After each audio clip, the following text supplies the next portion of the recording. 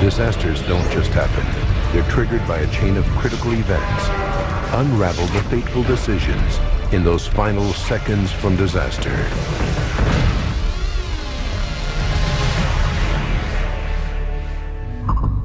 Europe, Italy, Tesoro, July 19th, 1985. The peaceful village of Tesoro lies in the Stava Valley. Its idyllic surroundings make it a popular vacation spot.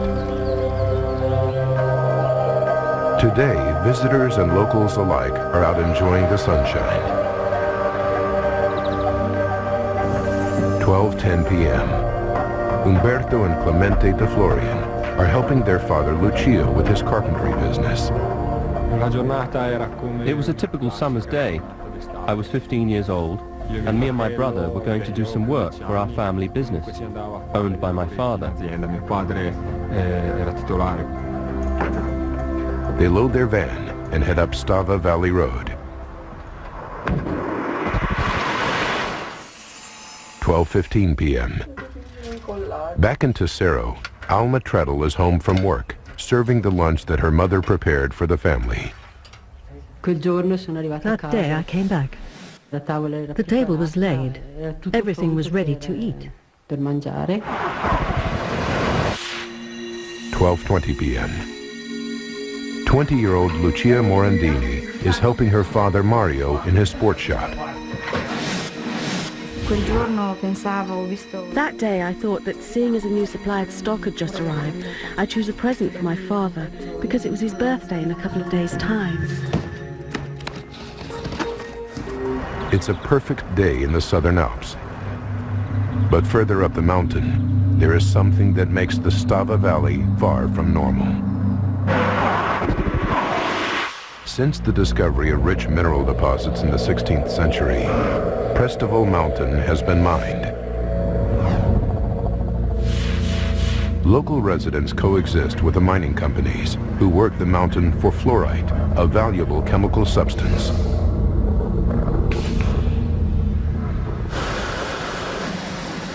Extracting fluorite from mountain rock produces large amounts of waste material in the form of sand and water, known in mining as tailings.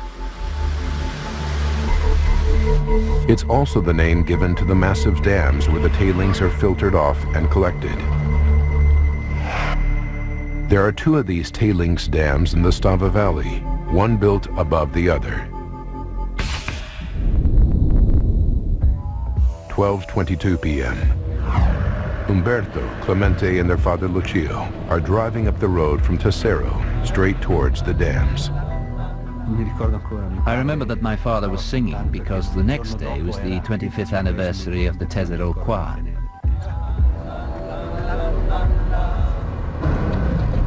In town, Alma Treadle and her family are enjoying their lunch at the kitchen table. And in their sports shop, Lucio Morandini thinks she has found the perfect present for her father. We went to the storeroom.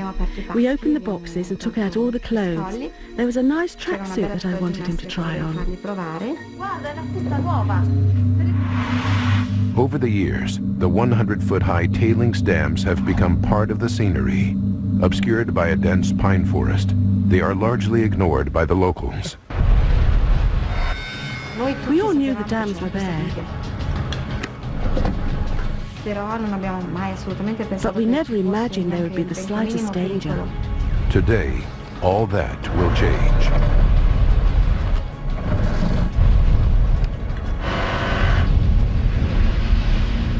(12:22 and 55 seconds). Without warning, the dam bursts.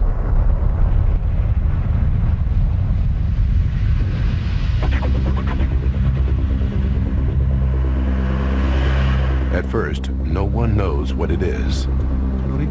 I saw the smoke on the horizon and I asked, "What's that?" It really looks like a fire. At 12:23 and 25 seconds, more than 60 million gallons of mud, sand, and water from the two dams course down the valley. the town of Tesoro is less than 3 miles away and directly in its path. We heard a huge noise. We thought it was roadworks. At 12:23 and 45 seconds, the colossal mudslide hurtles into the small town of Stava, where more than 100 hotel guests are having lunch. In an instant, they are all killed. Traveling at 55 miles per hour, the mudslide now races towards Umberto, Clemente, and Lucio de Florian. My father didn't waste a second. He said, "Get out quickly and get up the slope." 12:24 and 45 seconds. The wave of mud continues on its path of destruction. Next in line, Tesoro. It's lunchtime in the Italian mountain town of Tesoro. A peaceful afternoon, but none of the 2,500 inhabitants know that a massive mudslide is surging towards them. Just north of town, it has already destroyed the van belonging to Clemente, Umberto, and Lucio de Florian. At 12:25 p.m., the mudslide engulfs Tesoro. Alma Treadle is at home having lunch with her 4-year-old son Marco, her husband Stefano, and her mother Maria when she hears a rumbling noise. I hadn't quite leaned over the balcony when I saw what was coming down the road.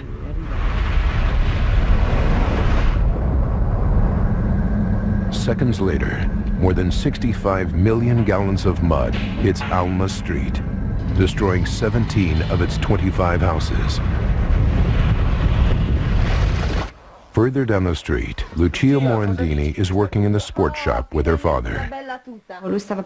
My father was trying on the tracksuit when we heard a huge noise.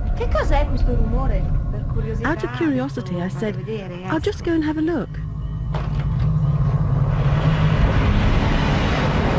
The devastation continues as the mudslide follows the quickest route down the mountain.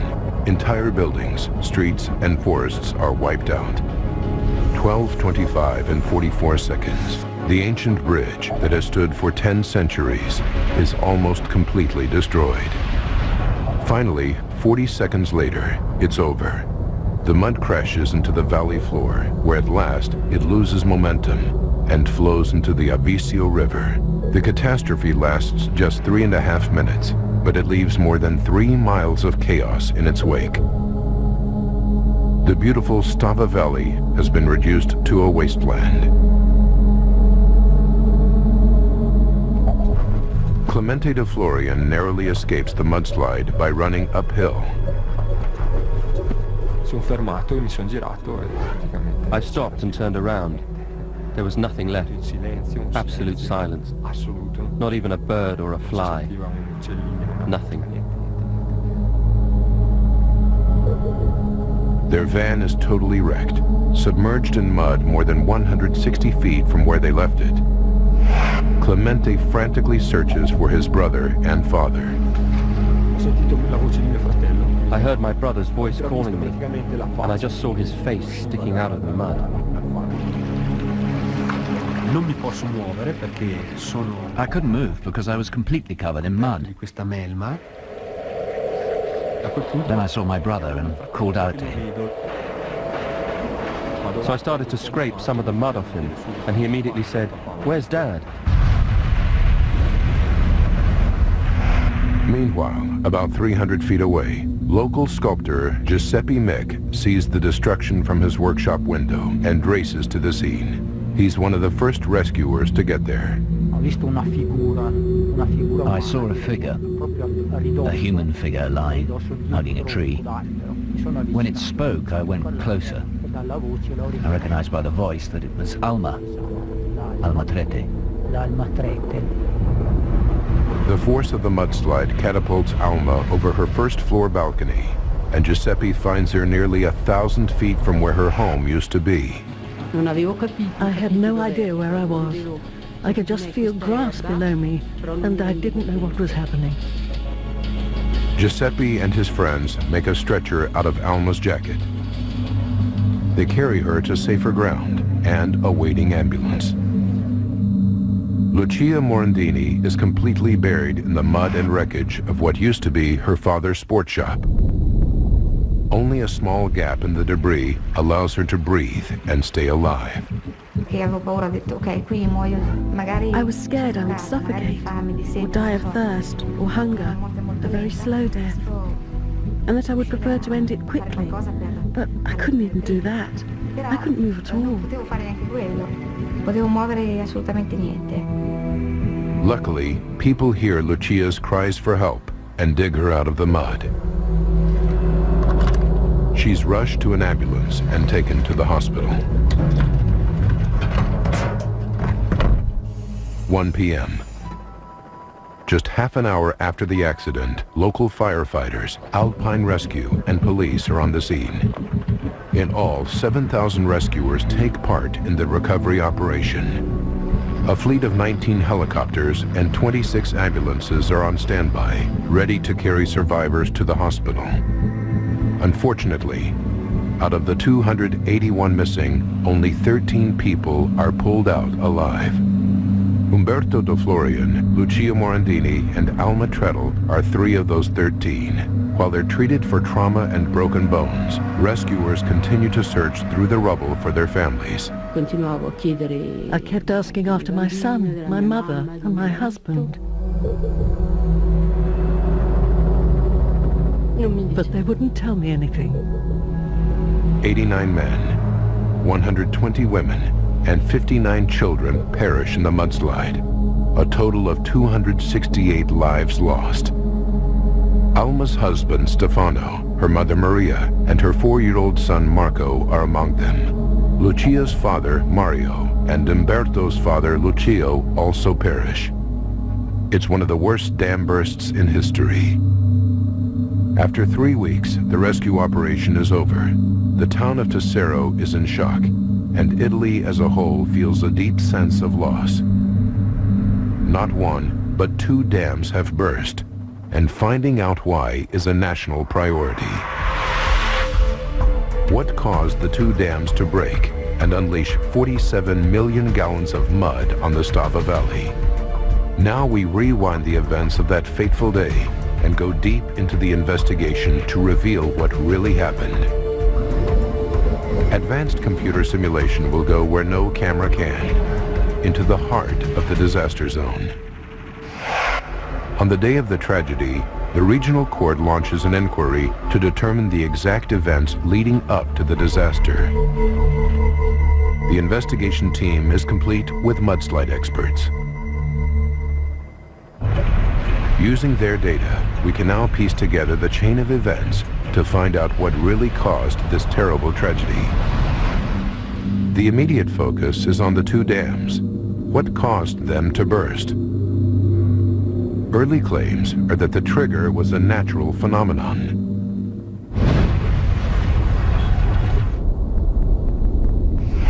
Was one of the worst dam bursts caused by an earthquake? It was a deafening noise. I got out of my car. The ground was shaking. The car was shaking. It really seemed like there was an earthquake.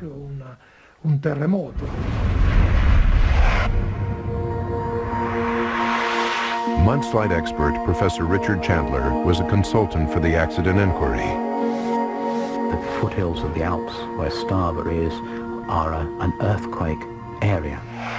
One can speculate, and one can also rely on evidence from a seismometer in a valley next door to the Stava Valley, which was in place to record possible earthquakes. There's a seismometer in nearby Cavalese, and investigators study the readings for the exact time that the dam burst, 12:22 p.m.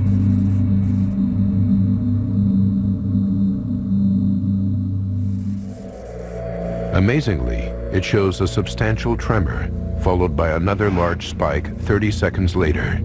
The investigation team thinks it's onto something: earthquake activity. They carry out more detailed research.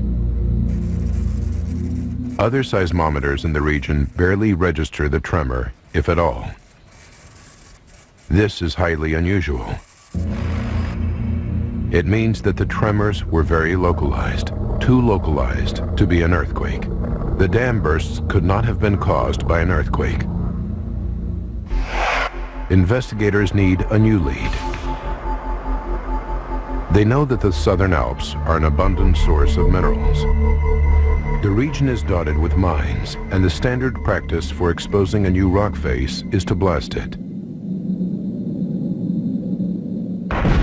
Could a controlled explosion be what they see on the seismograph? Could that have caused the dams to rupture? Professor Giovanni Tassati was an expert witness at the Stava Valley disaster trial.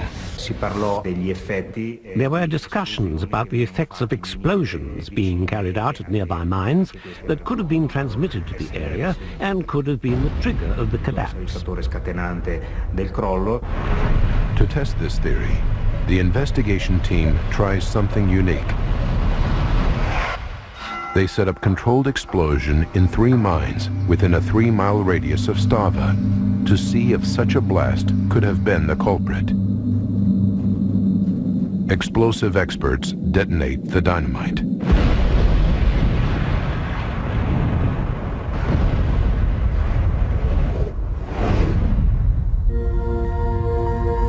Analyzing the readings, the investigation team is baffled. The explosions barely register on the equipment.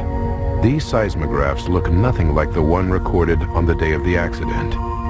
Whatever caused the 2 Stava tailings dams to burst, it wasn't an underground explosion. So what did cause the 2 seismometer readings 30 seconds apart? Investigators realize that they must have been caused by the dam burst itself. They deduce that the first shock is the upper dam collapsing. The contents of the upper dam pour into the lower dam. Under massive pressure from this huge load, the lower dam also crumbles. Mud, water, and sand explode from the dam and smash into the opposite valley wall, causing the second tremor on the seismograph.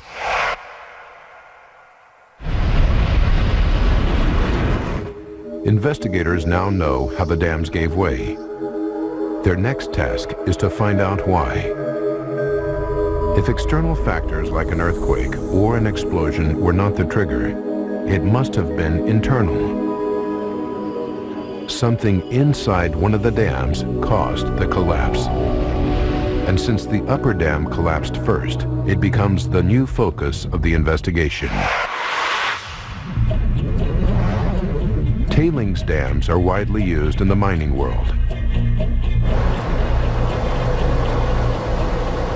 Fluorite production requires massive quantities of water. It makes up 95% of all waste products in the process.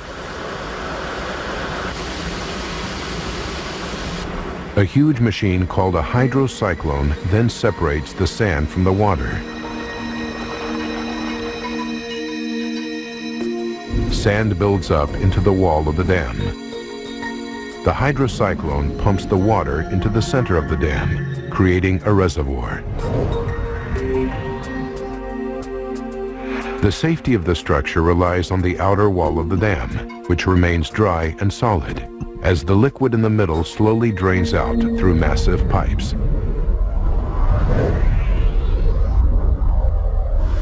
Tailings dams are effectively self-building. The more waste, the bigger the wall of the dam.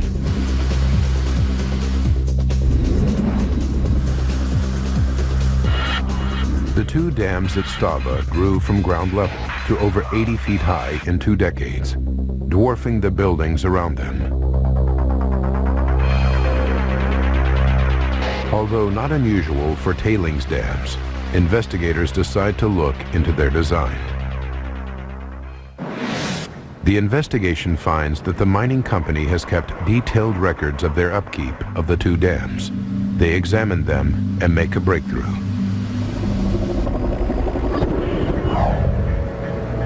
6 months before the disaster, the mining company suddenly has a problem. In January 1985, a small landslide occurs on the outer wall of the upper dam. This creates a giant hole in the wall, a 65-foot gap for water to leak out. It continues until March, when the mining company makes an emergency repair. In May, they make more repairs and have to drain both the upper and lower dams. The mining company brings them back into operation on the 15th of July, 1985, 4 days before the tragedy. The investigation team focuses heavily on the upper dam. Something strange must have been going on at least 6 months prior, causing it to disintegrate. But what? The team realizes that the answer is all around them. It's everywhere. It's water. With the absence of any external forces, such as an earthquake or underground explosion, the only explanation for the collapse of the dam is through a weakening of the dam's wall, caused by the water inside it. The moment there is any significant amount of water in the face of the dam itself, then it would immediately become unstable and would collapse. One can do simple experiments on the beach with a bucket and spade and demonstrate when you add water how much less stable wet sand is than dry sand. This is the problem in this particular case. The small landslide and subsequent hole that appears in the upper dam wall 6 months earlier is proof. Water from inside the reservoir saturates the outer wall, creating the 65-foot hole. 6 months later, the whole wall caves, unleashing a wave of mud that kills 268 people.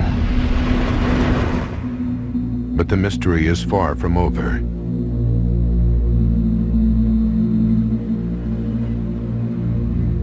Investigators now know that water caused the dam burst.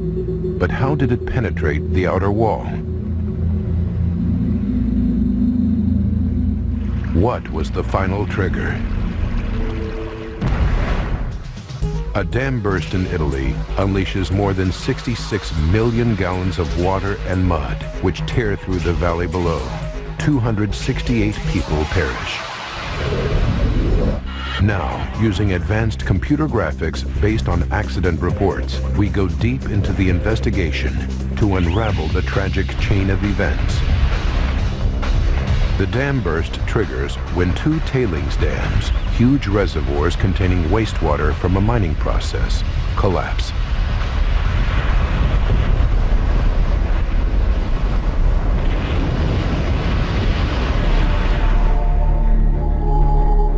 The investigation team is now certain that the upper dam caved in like a sandcastle.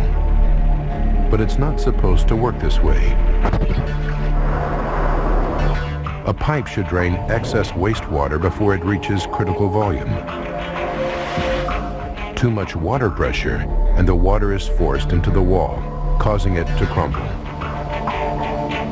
Investigators are sure this happened. But how? They start to examine why. They study the meteorological records for the 66 years before the accident and make a fascinating discovery. Maximum rainfall in the Stava Valley occurs between May and August. And 1985 was one of the wettest years on record. Almost 22% more rain fell than normal.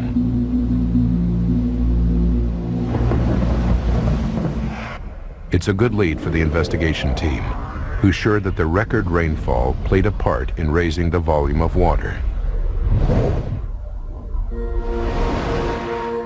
But they're not convinced that it's the only contributing factor.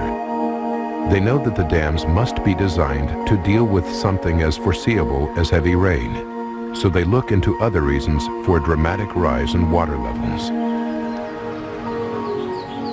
Suddenly, it all seems obvious.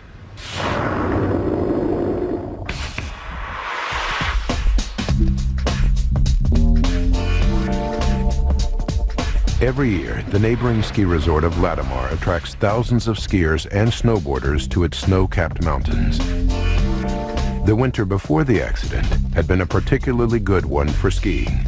A thick snow cover grew thicker with regular snow showers. But at the end of the season, something happened that would play a significant part in the disaster only a few months later.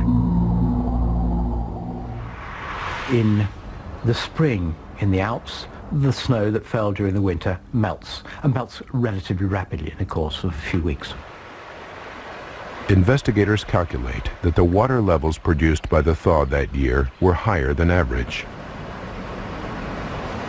Some of this meltwater would flow down the valley, through rivers, streams, and underground springs, into the tailings dams, raising the water level inside. This solves the pressure question.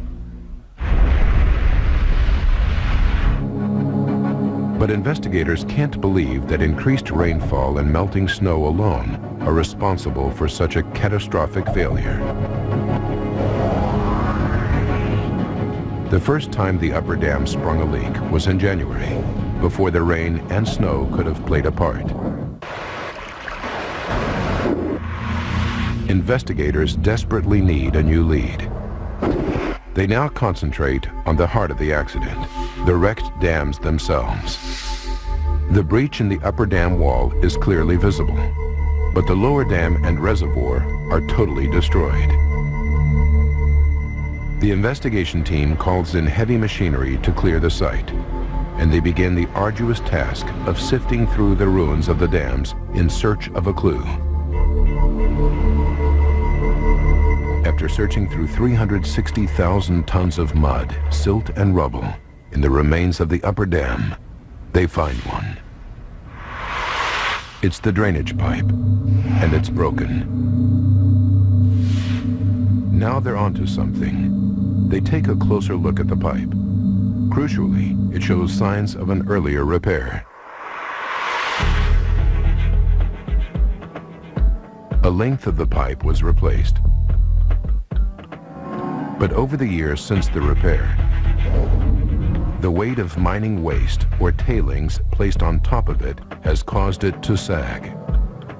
Then, with the passage of the years, the tailings built up above this pipe, and the pipe could have pulled out of its end joint, allowing water, which was draining the upper dam, to be discharged into the tailings at a location quite close to the outer face of the dam.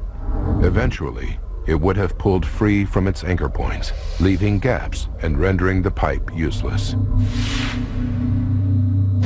Now, instead of draining water away, it's actually leaking water back into the reservoir, raising the pressure inside and forcing more water to seep through the dam wall, weakening it more and more.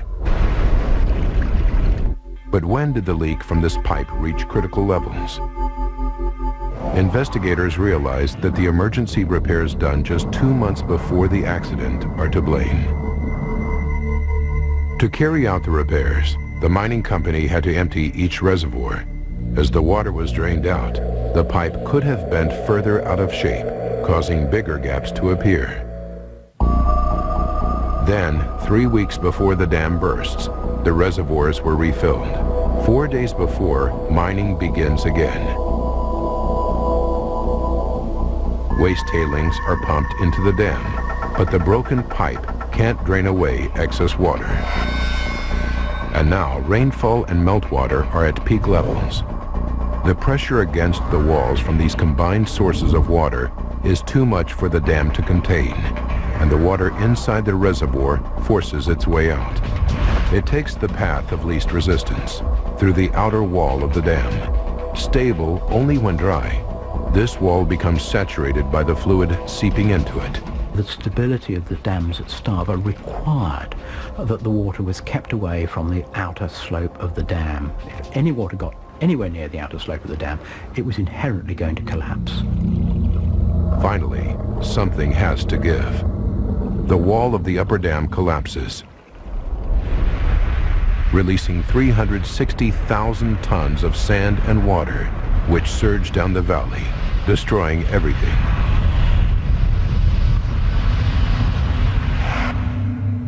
But something still puzzles investigators.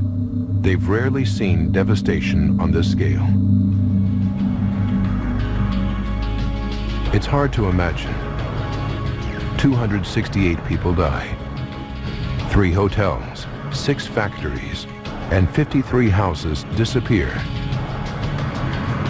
This solitary tree is all that's left of a dense forest, ripped from the ground by the massive force. Stava Valley is totally destroyed, and investigators are about to discover something very unusual about the mudslide.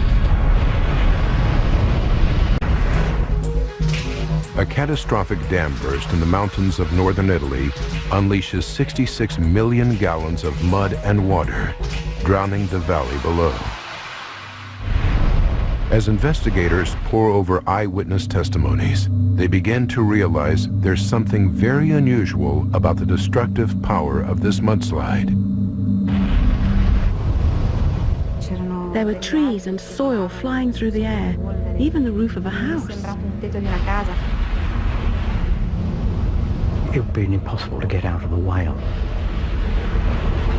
The speed of a train or a lorry or something, this devastation was felt all the way down to the small town of Tessero. What's so unusual about the reports is the speed and violence of the mudslide. From the seismometer readings, investigators calculate that the mudslide reaches an astonishing 56 miles per hour. This is more like a tidal wave. Investigators study similar natural phenomena from around the world. This is actual footage of a mudslide in Russia. Although on a much smaller scale, it's behaving in a very similar way to the dam burst in the Stava Valley, with the speed of water, but the destructive force of mud. Studying records of dam bursts like this one gives investigators the answers they're looking for. They believe they know why the Stava mudslide caused devastation on such a massive scale. But they have to travel back in time to be sure. 210 seconds before disaster, the upper dam's outer wall saturates with water, but it's still solid. Another second, and the dam breaks. The outer wall collapses with such enormous power that it registers higher on the Richter scale than normal earth tremors in this region.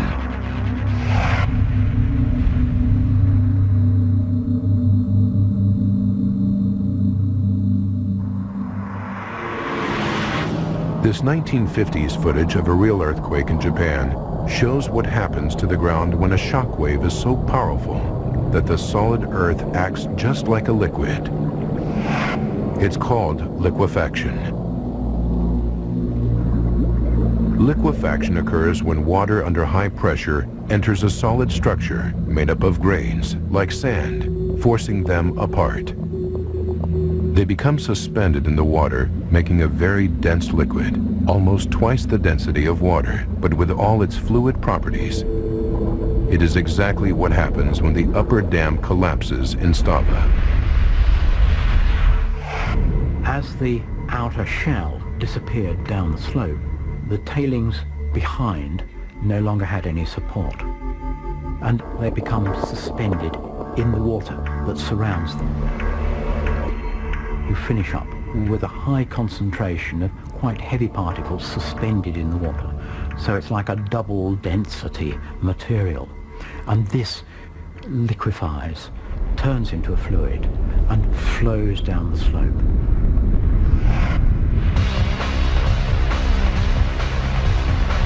Investigators now understand the critical chain of events that caused the catastrophe.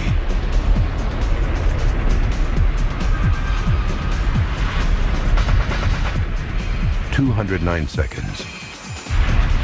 The upper dam is turning to quicksand. The grains have lost their ability to stick together as a solid structure. 198 seconds. This dense liquid is now pouring out of the upper dam and into the lower dam. which is critically overloaded. For 19 seconds, the liquefied mud from both dams collects and grows.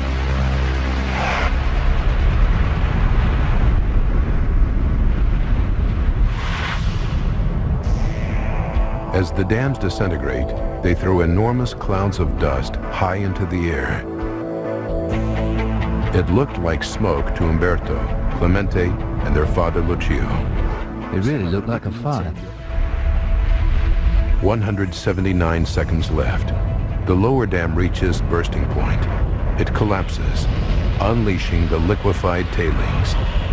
159 seconds. The mud flow strikes the village of Stava, half a mile away, destroying 24 houses and 3 hotels, where 100 tourists are having lunch. They all perish.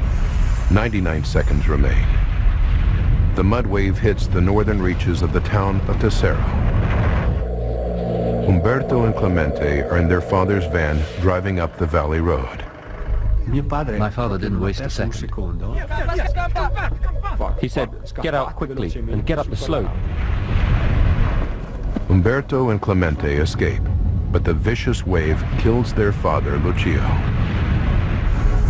79 seconds. The flow reaches the street where Alma Treadle lives and wipes out 17 homes. She hears the roar and goes to the balcony, where she sees the mudslide hurtling down the street. I didn't have time to say a word before the whole house fell away from under my feet. As the house collapses, Alma is hurled from the balcony and ends up almost 1,000 feet away. 51 seconds. Lucia Morandini is in the storeroom of her father Mario's sports shop. She hears the rumble of the mudslide and opens the door. It seemed like a hurricane. There were trees and soil flying through the air. I was hurled back into the storeroom. I had no time to think.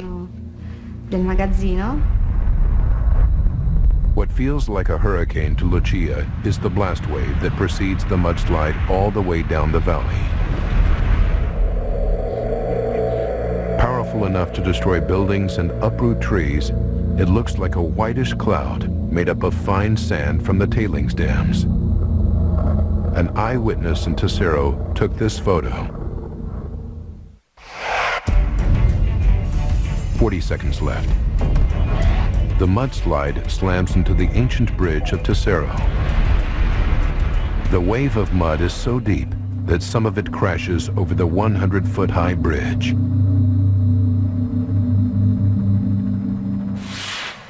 In just 3.5 minutes, more than 60 million gallons of mud, water, and debris destroy an area of nearly 30 miles.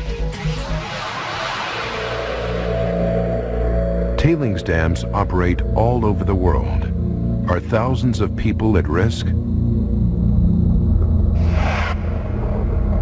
Is the disaster at Stava an isolated incident? Investigators need to find out, so they turn to the maintenance records for the 2 tailings dams. Their search yields shocking results. You're watching Seconds from Disaster. A mining dam collapses in the southern Italian Alps.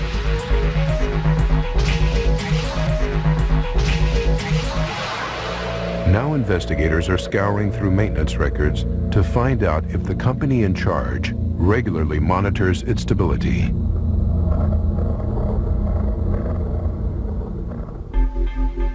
In 1974, the municipality of Tesoro ordered Fluormine, the company that owned the mine, to carry out inspections.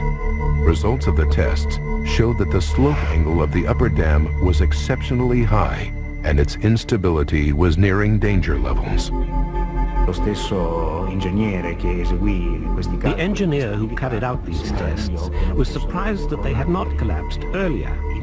This should have served as a warning. But nothing was done, the situation was covered up, and work carried on as normal. This was 10 years before the disaster. The findings prompt the investigation team to dig deeper. They discover a catalog of errors. The soil is completely unsuitable to support the dams, and the ground is too marshy to allow adequate drainage, an essential requirement for their stability. Without proper drainage, the walls can't dry out and become solid or stable. Also, the foundations for the upper dam have been partially laid on the lower dam, which means that the upper dam has been partly built on the wet mud of the lower dam, rather than on solid ground. But most amazing of all is the inadequate repair of the broken pipe in the upper dam. With so many problems, the mining dams were an accident waiting to happen. The investigation team's findings were compelling enough to seek a prosecution, and in 1988 they went to trial. The Stava Valley disaster inquiry took 7 years to complete. In the end, 8 people from the 5 companies that ran the mine since the building of the upper dam and 2 members of the regional council in charge of mine safety were found guilty of culpable disaster and multiple manslaughter. They were all given prison sentences, and the magistrate noted in his ruling that if 1/10 of the money spent on the trial had been invested in the safety of the tailings dams, the accident would not have taken place. Today, Alma Treadle has to live with the loss of her 4-year-old son Marco, her husband Stefano, and her mother Maria. She almost died herself, yet she no longer feels resentment towards the people responsible. I don't think it's up to me to judge these men. I'm not even going to start. I know I used to feel angry because I thought you had the duty to make safety checks and you didn't do them. Otherwise this wouldn't have happened.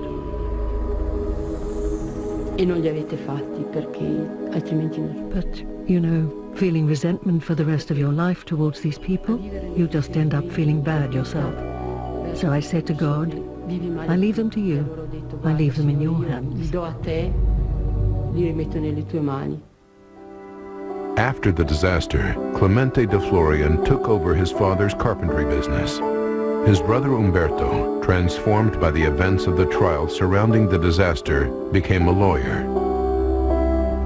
After recovering in the hospital, Lucia Morandini eventually took over her father's sports shop and has since expanded the business, opening 5 new shops in neighboring towns. She now has a 9-year-old son, Igor. 17 years after the tragedy, Graziano Lucchi, who lost his parents, co-founded the Stava Foundation as a reminder of what happened on July 19, 1985. It's important for people to know what happened. We especially want people to know the causes, who is responsible for this tragedy, because only this knowledge will allow us to try to avoid other similar tragedies from happening elsewhere.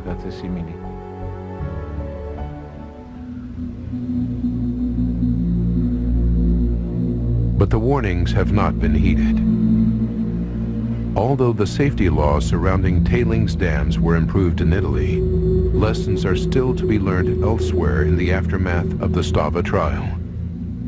Since 1985, there have been no fewer than 33 similar accidents worldwide, 8 of them occurring in the United States.